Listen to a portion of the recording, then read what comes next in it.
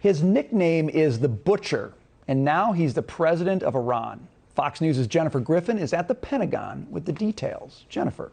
Hi, Brian. Well, diplomats met in Vienna on Sunday for a sixth round of indirect talks between the United States and Iran about reviving the Iran nuclear deal, just hours after Iran held a rigged election that saw a hardliner elected president with a historically low turnout. The new Iranian leader who takes over in August, Ebrahim Raisi, the Chief Justice of Iran's judiciary, known in the past, as you mentioned, as the Butcher of Tehran. He's already under sanctions by the U.S. for his role in human rights abuses. He says he would refuse to meet with President Biden and that Iran's ballistic missile program, something the first nuclear deal ignored, is non-negotiable.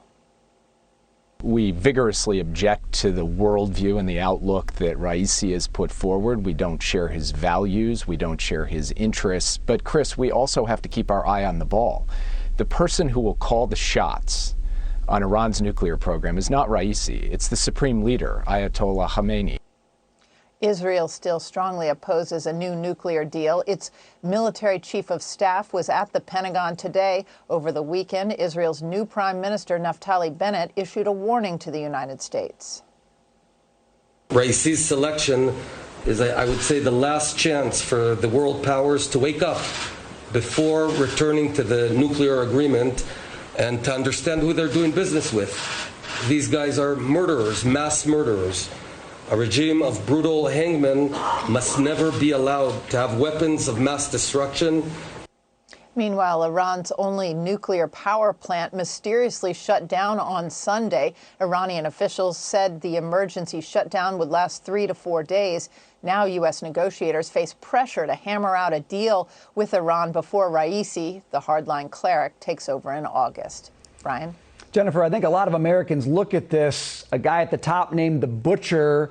They're wondering what's going to make them safer in a potential agreement. What does the Biden administration want to see in this agreement that would make Americans safer?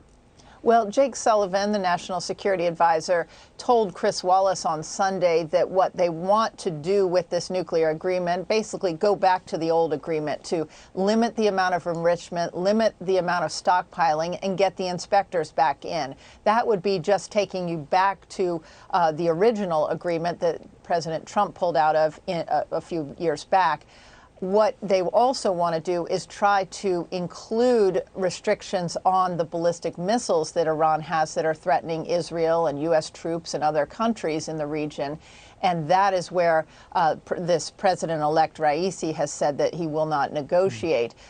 Many people worry that Raisi will become the next supreme leader. So this is someone who really is on the ascendancy and could be the supreme leader eventually in Iran. So it's going to be very difficult in terms of timing and getting these negotiations completed before August. That's a chilling thought, and the stakes are high. Jennifer, thank you so much for your reporting.